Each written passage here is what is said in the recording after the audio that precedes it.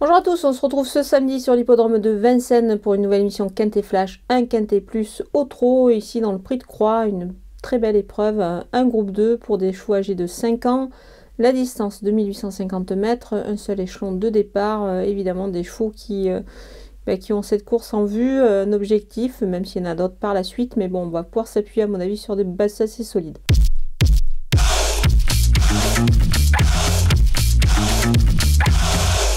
On attaque avec les bases, le numéro 9, Calsfella, c'était vraiment extra dans le Gaston Brunet, il mérite d'être repris en confiance sur sa sortie dans le Continental, il n'était pas très chanceux ce jour-là, donc voilà, on va le reprendre, il visera la victoire. Le numéro 15, Cocktail du Dain, deuxième du Critérium dès 4 ans, il mérite un certain crédit sur sa dernière sortie, évidemment, il fait partie des belles chances de cette épreuve, bien placé au niveau de l'engagement, il se présente avec les plus hautes ambitions. Le numéro 3, Canto Avis, il reste sur une victoire sur une longue distance.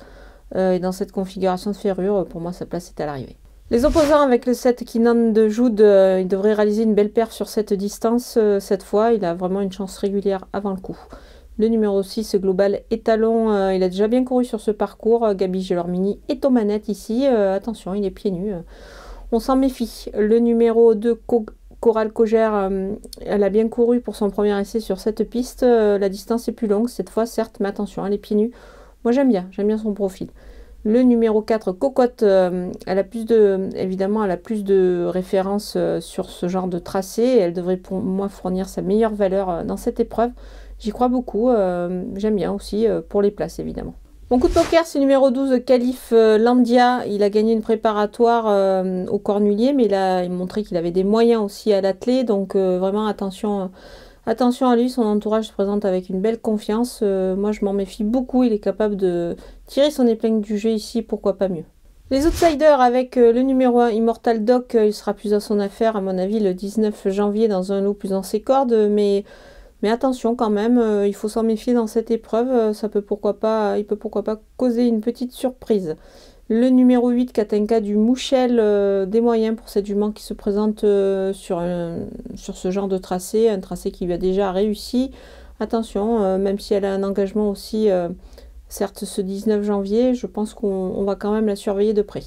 Le numéro 14, Killmister, difficile à deux reprises pour lui sur cette piste de Vincennes. On change de driver. Ici, c'est Björn Gourp qui reprend la main. Pourquoi pas, ça peut être intéressant. Pour une place, on va quand même le surveiller. Le numéro 11, Cristal Josselin, pieds nus, encore une fois, il est à suivre de surveiller ici dans cette épreuve, surtout pour les places.